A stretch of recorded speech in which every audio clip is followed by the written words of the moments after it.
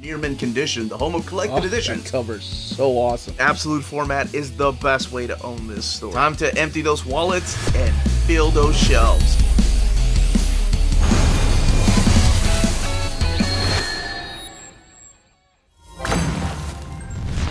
It is Tuesday, all you mentees. That means it's time to take a look at the collected editions from Marvel Comics coming out this week. So, let's go ahead and get started.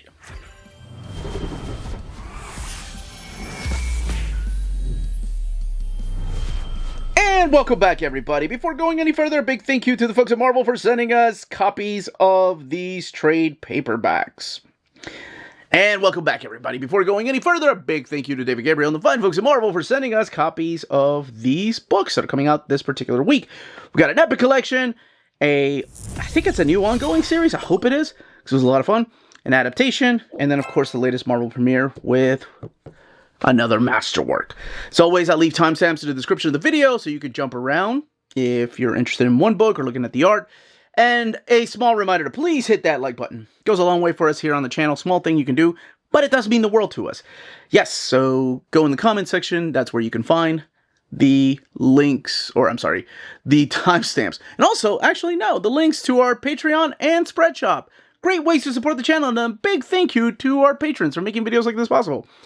Yeah, that was smooth transition there. All right, let's go ahead and start today with the Marvel premiere. Okay, kicking off the book for the week of October 21st or 22nd. This is the Marvel premiere line, and of course, this line is a little bit smaller than the trim size of a regular trade paperback.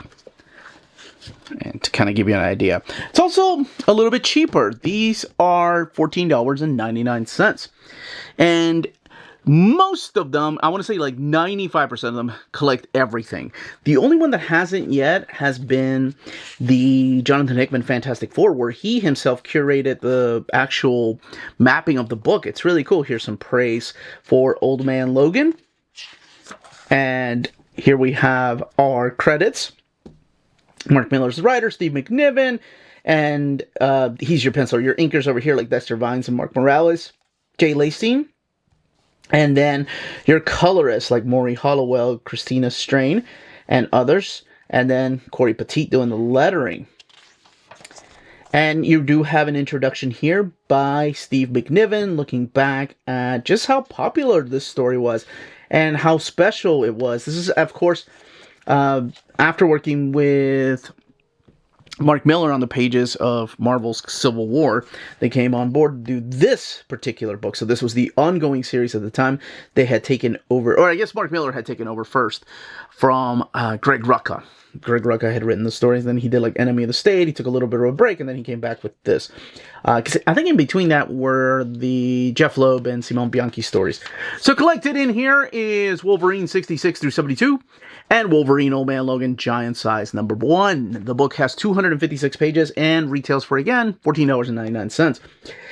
This is set in an alternate future. It's where Wolverine has given up being a superhero, has given up being an X-Men. As a matter of fact, during this time, he's married, he has kids, he lives on the farm. Kind of reminds you a little bit of things like, oh my gosh, Clint Eastwood's Western movie, Unforgiven. Oh, I love that movie. Sorry, immediately when I think of Unforgiven, I think of Clint Eastwood and Gene Hackman's role in that, and I forgot that Gene Hackman had passed away earlier this year. It's a shame. It's a great actor. A freaking awesome movie.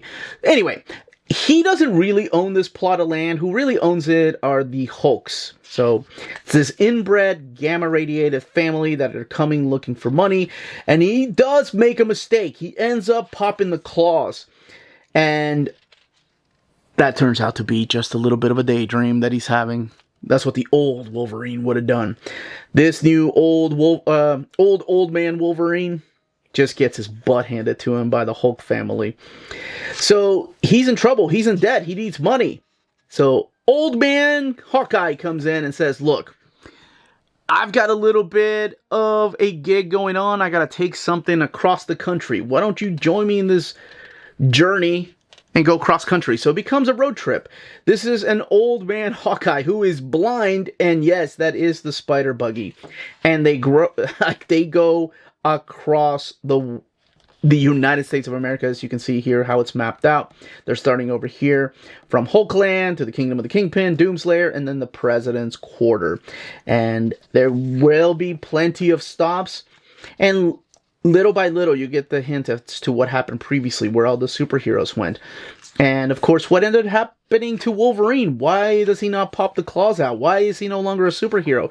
He keeps having flashbacks. You'll see characters appear through here that are very important characters, just different incarnations of these characters who just no longer act the same and have kind of given up on the heroic side of things. And then, of course, plenty and plenty of Easter eggs for everybody. And that's all I will say about it. We've done old reader, new readers on it. I've talked about this stories in here before several times, and it all was a little bit of a delay, and it came to an end with the giant size issue. The story was so popular that they decided to bring back the character in the pages of in the pages of Secret Wars Battle Worlds. There was a miniseries by Brian Michael Bendis, and it was Andre Sorrentino's artwork that graced those pages. And then eventually they gave the ongoing series of Old Man Logan to Jeff Lemire and Andre Sorrentino. And then, of course, Old Man Logan stepped into the 616 universe, and this is original art, by the way, and stayed here, joined X-Men Gold. Yeah, it was a interesting time for the X-Men, that's for sure. And 256 pages, $14.99. Star Wars, The Rise of Skywalker adaptation. So Marvel has been doing adaptations for Star Wars comics, or Star Wars movies, and this is nothing new.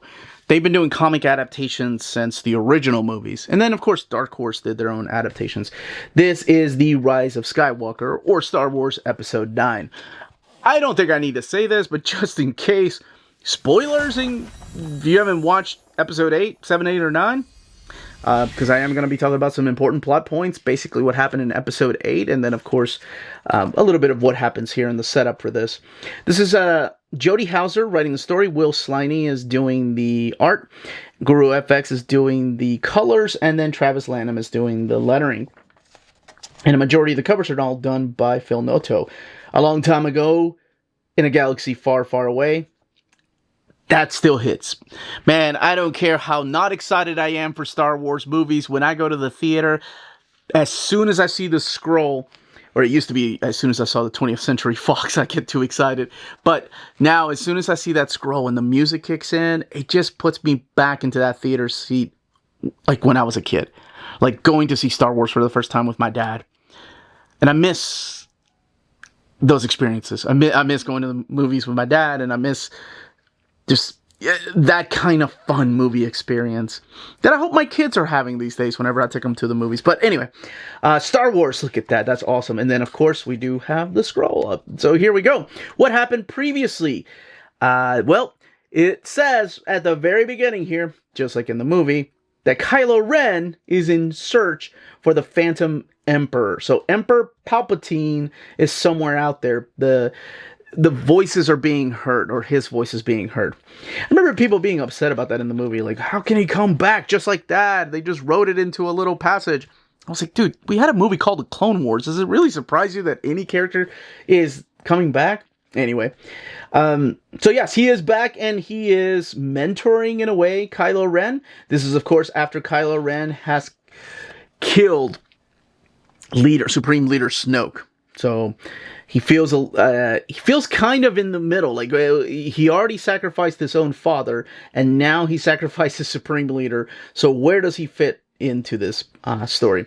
We do see the character of Rey training, and then being able to hear voices. And then we have the return of other characters like Poe Dameron, and established characters like C-3PO and R2, and BD-8, and of course Leia Organa, who is now the commander of this rebellion that is against the First Order. So the First Order is about to make a move. They are about to follow the orders of Kylo Ren. However, there is a spy among them who is given information to the rebellion. And much like previous Star Wars movies, you do have this, instead of the Empire, is now the First Order. And we have a rebellion that is being led by some classic characters. There are some character deaths in here, and there's a lot of confrontation. There's a couple of issues in here that are just basically Kylo Ren versus Rey. We do in this volume, or in this movie, it's so weird to call it a volume, because the movie came first, but we do find out her lineage, who she really is, as they've been hinting for a long time. We have these series of almost like dream sequences that appear through here. And we have characters, of course, appearing through here, like Zori, who might end up helping the cause. And then later on, we have the character of Janna helping out. And we have Lando Calrissian coming back, of course, with Chewbacca. Chewbacca ends up getting actually captured in this. But anyway, this is the final fight against the First Order. The new Marvel comics are really interested in the time that they are placed, because some of them are taking place in the past, some of them are taking place after the movie, and then some of them are taking place right before Episode 7. So I find that really interesting that they're doing that, because usually it was like right after the New Hope, and then right after Empire Strikes Back. I really thought we were going to go back to right after Episode 1, although some of the Darth Vader series has taken place after that. Anyway, I'm rambling. This is the latest Star Wars book, 128 pages, $17.99. In the back, we are going to get some thumbnail size variant covers. And then on the opposite side of the standard size covers, we get some too. And that is Star Wars: The Rise of Skywalker adaptation. Red Hulk, Volume 1, Prisoner of War. So I love the fact that it says Volume 1, because I really enjoyed this, what I thought was going to be a miniseries, but I'm glad that it's an ongoing. Please let me know it's still ongoing. Let me know in the comments down below. I love this title page right here, just showing the rage of Hulk, and of course the tone is red. Here are the credits: Benjamin Percy, Jeff Shaw supplying the artwork. I love Jeff Shaw since his days working with Donny Cates on his stories, but mainly, you know, God Country. Of course, he went on to do Thor and finish Thor out. And then Brian Valenza doing the colors, Corey Petit doing the lettering. And you do have some of the variant covers on the opposite side of the standard edition cover. This collects the Red Hulk, so it's actually a book called Red Hulk. I don't think we've had one before. We've had a Hulk book, Adjectiveless Hulk, that featured a Red Hulk, but it was not called Red Hulk. So, issues 1 through 5, 120 pages, $17.99. Spoilers, so basically for some of the things that are going on in the Marvel Universe, because I have to talk about what exactly he is a prisoner of. Okay, so we have this airline right here, where we have Thunderbolt Ross. Looks like he's talking to a kid, and he's speaking in, I think it's Chinese, actually. And he's talking about how, you know, he's got things under control, and innocent lives will be lost. So what he ends up doing is raging out, and the plane explodes and he escapes. So, I mean, it's a rough entry. Like, he was just talking to that poor kid, and there are no survivors. And it's all really a master plan to get him inside of this facility. And as it turns out, it was just some kind of simulation. As we see Thaddeus Thunderbolt Ross right here, what looks like a prison, trapped by none other than Doctor Doom. So this is apparently taking place during the time of One World Under Doom. I don't know if this was labeled as a One World Under Doom banner, but no pun intended with the banner part, by the way. But I think it should have been, because it really does feel like an important part of that story. So Doctor Doom is trying to use him and utilize him as a soldier. That's what this is. But this is a soldier, right? Like, I mean, he is a military soldier that has had experience, and of course, oh my gosh, just the type of drive that it would take to hunt the Hulk down for 50, 60 plus years. But he's not alone in being in prison, and he's not going to break. He refuses to break. It looks like he's communicating with other prisoners, and those other prisoners might be familiar to some of you. Some of these people are the ones that, of course, Doom is holding hostage. One of them is Luther Manning, otherwise known as Deathlock here. And then we have other characters like Li Wan Tang, and then you've got Hugo Perez, who is this, I think he's like an admiral. And speaking of admirals, we do have the return of General Simon Riker. That's a character I haven't seen for a while. That is a character that was known as, Warwolf, and showed up in the pages of the supervillain book, supervillain team-up. So it's really cool that we see him here. And then, of course, this guy right here, Aaron Stack, none other than Machine Man. Now, he is talking to them, communicating with them through a series of, like, knockings and Morse code, and they're all trying to set up a plan to escape. And that's basically what this is. This really does feel like a Escape from Alcatraz, and it's funny because I just read that Out of Alcatraz book. By the way, if you haven't read it, the book is amazing. But it feels like Escape from Alcatraz or Prison Break, I guess. But instead of guards, what they have to fight against are Doom bots. And it's basically, you know, the superpowered people that have to go up against them. And what exactly does Doom want to utilize them for? Why has he imprisoned them? Well, all of that stuff, you do find out in the first volume. And then, of course, where it leads, that's why I was wondering, is this still an ongoing? I hope it is, because I had a lot of fun with this book. And this is the type of amazing artwork in here by Jeff Shaw, which, if you're familiar with his work, you kind of know what to expect. But it was a lot of fun. I really like this one, and it's pretty brutal at times. But then again, whenever you're dealing with Doombots, I assume you can just have a lot of fun with it and be as violent as you want to, because, you know, at the end of the day, you're just machines. But then again, some of them may have developed emotions. Anyway, that's what this is. Let's look at the back here for some of the extras, not all of the extras. We do have some of the variants, and as you saw earlier, some of the variants are on the opposite side of the standard edition cover. And then there's the ongoing Hulk series. But that is Red Hulk Volume 1, Prisoner of War. And it is that time of the video where we look at the spines of the books that are coming out this week. And also a small reminder to hit that like button, please. Goes a long way for us here on the channel. Small thing you can do, but it does mean the world to us. Alright, let's continue with the overviews.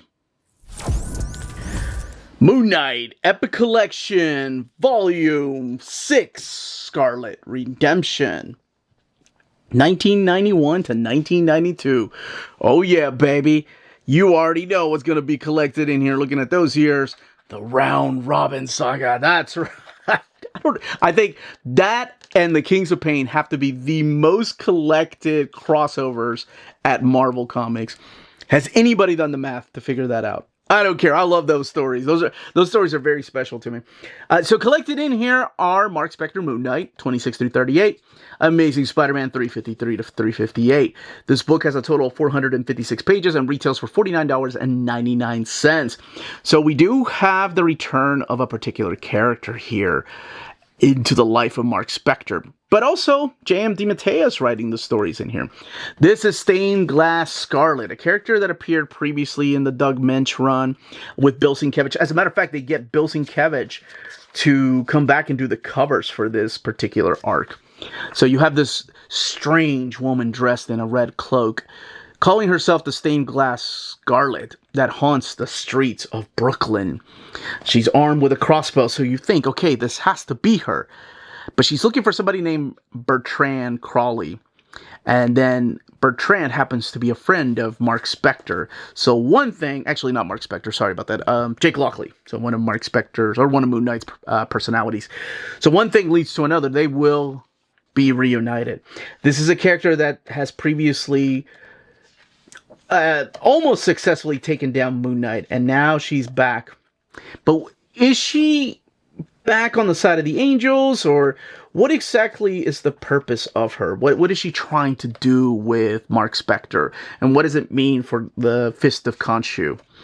And lots of beautiful imagery. By the way, this is all done by Ron Wagner supplying the artwork, who comes in as the penciler during this era of Moon Knight. Oh, I'm sorry, not Ron Wagner. Ron Garney comes in as the pencil with beautiful inks by Tom Palmer. And we'll be talking about those inks in a little bit when we talk about the Tomb of Dracula book. But yes, he does supply the inks, and I don't want to spoil what ends up happening at the end of that story. But it is a reunion, like a lot of people expect it to happen. Later on, we have J.M. DeMatteis continue his run and stories in here. So it is a fight against the Hobgoblin. So one story arc leads into another, and we still have our main characters, right? Like our supporting cast, like Marlene is in here, and so is Frenchie.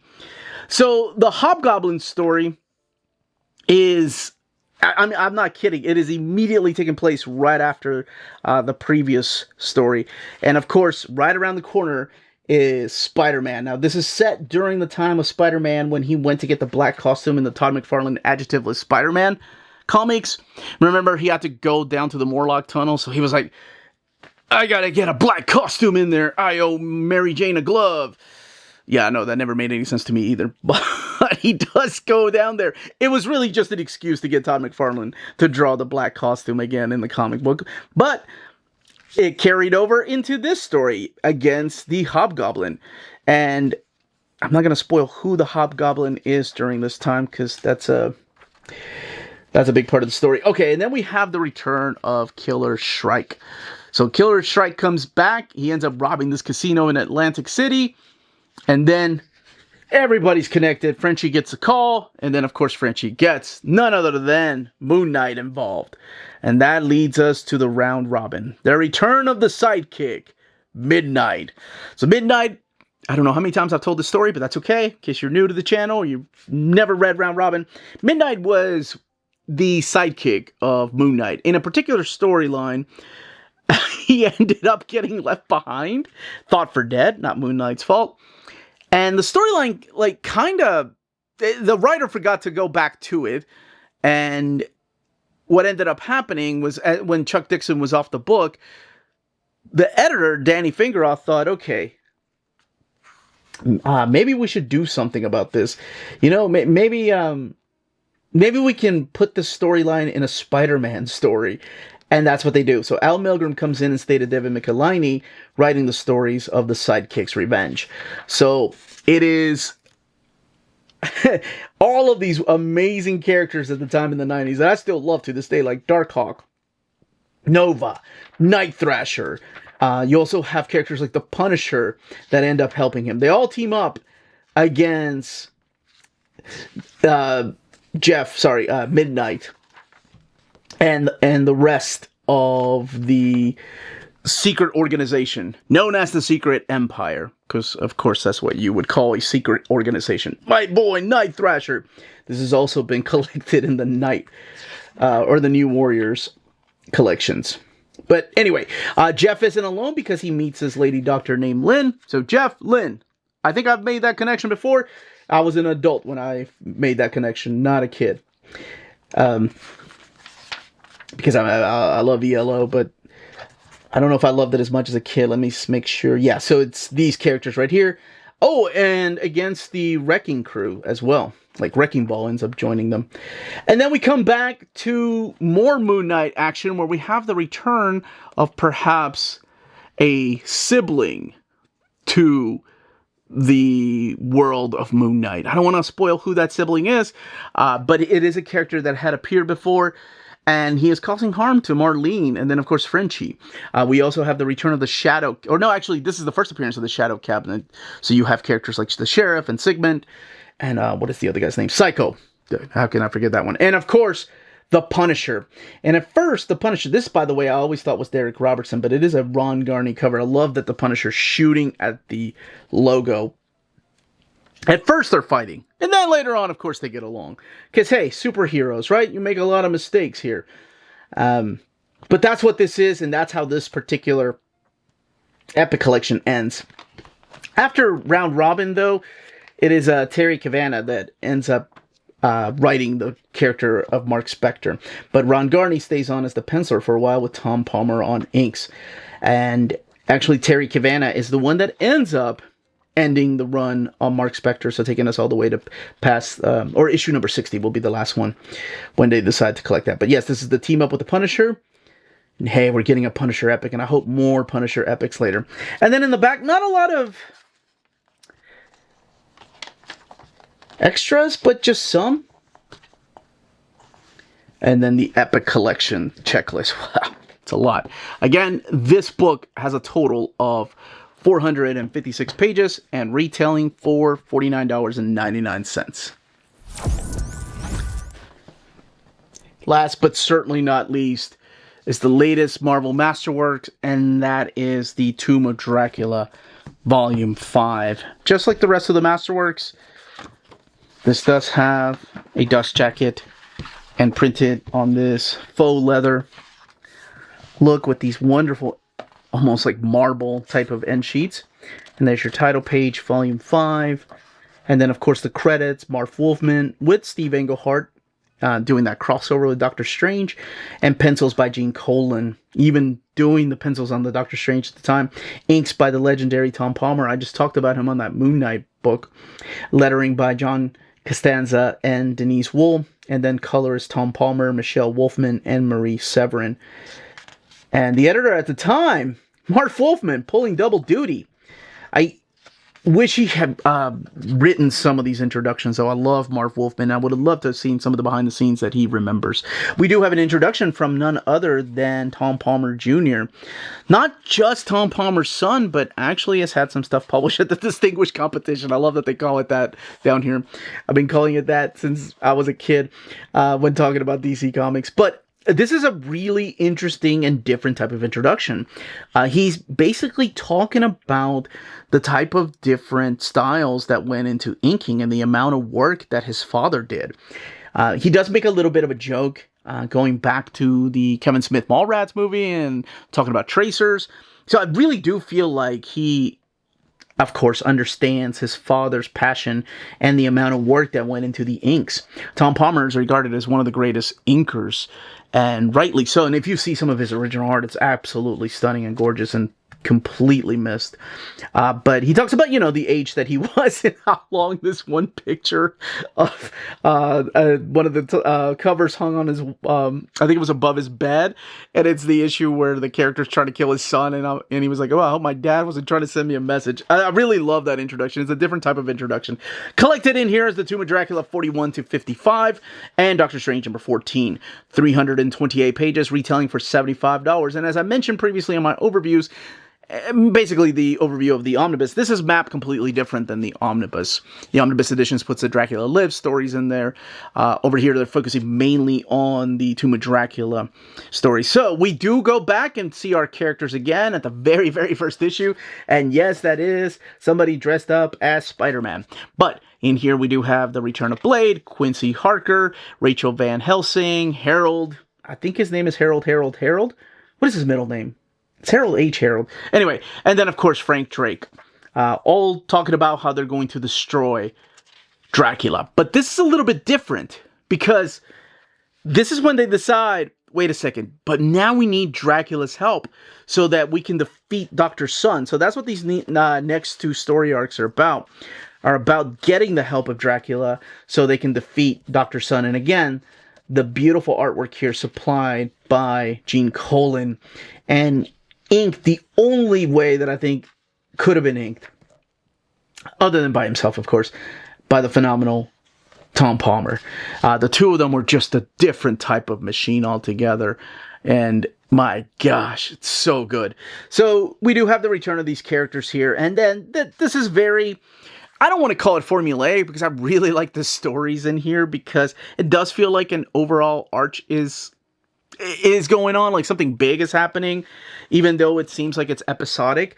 But one thing does lead into another. While Blade is doing one little mission, Dracula's out doing some other things. So the supporting cast kind of becomes a really important part of this.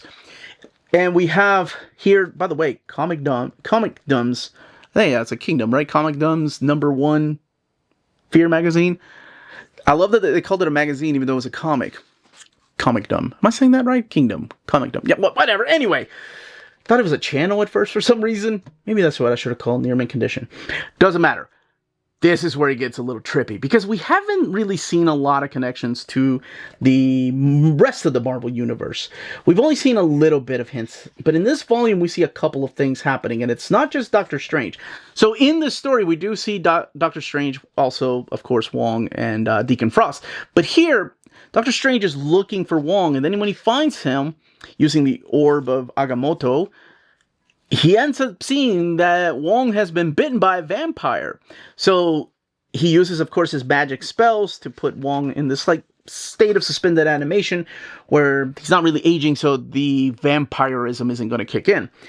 And he goes and looks for the cause of this. And of course, the cause of this is leading him to Dracula. But this is an interesting kind of fight. If you've never read this, it's a lot different than the fight they have later on. But this... Nah, never mind. I'm not going to say how it happens and what exactly ends up taking place. But, you know, this isn't Dracula's first rodeo with his untimely demise, right?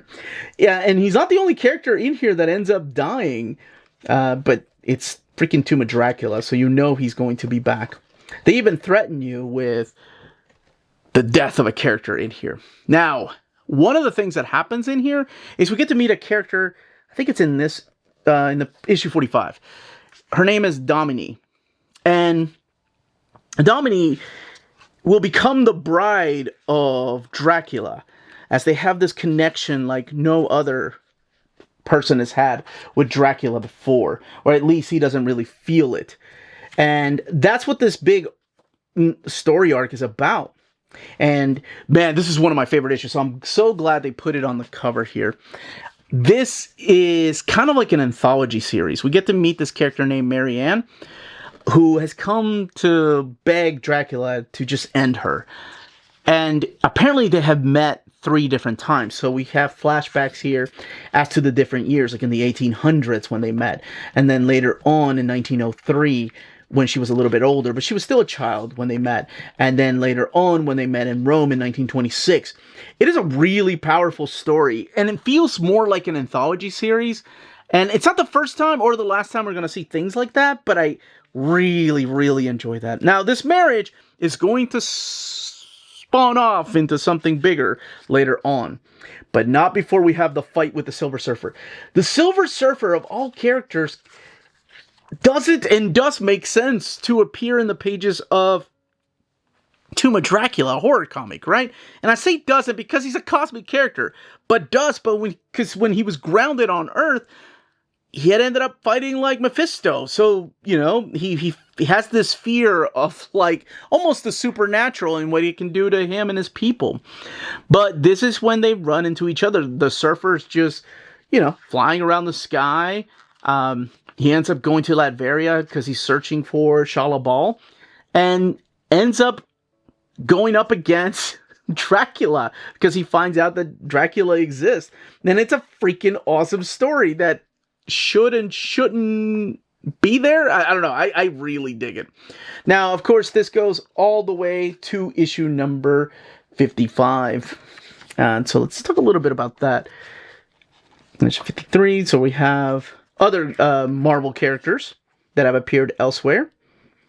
And again, this is all of Marv Wolfman and Gene Colan and Tom Palmer. I love it. So this final issue here will show us the character of Janus. He's already had the fight with the Golden Angel. But we do have a kid here, a baby. Who is this baby? And why does he look like that? Oh yeah, Dracula. Man, he didn't waste no time. All right, then we get to the extras. The 1980 calendar, original art by Gene Colan and Tom Palmer. Man. Oh, by the way, that introduction is purely educational if you want to know a little bit of the behind the scenes as to how things like this got made and the inking process and what Tom Palmer added. And then, of course, the reprint covers, including a new title page for The Wedding of Dracula #1, and reprints right here. That is a really cool reprint by Kyle Baker. This, of course, is Ron Lim. Who else but Ron Lim could draw that fight? Then, of course, Gene Colan. Then the biographies on people like Marv Wolfman, Gene Colan, Tom Palmer, and Steve Englehart, and other Marvel Masterworks. The book like all the other Marvel Masterworks, has sewn binding, printed in this thick glossy paper stock, and just in case I have to say it, gets my seal of approval for this week.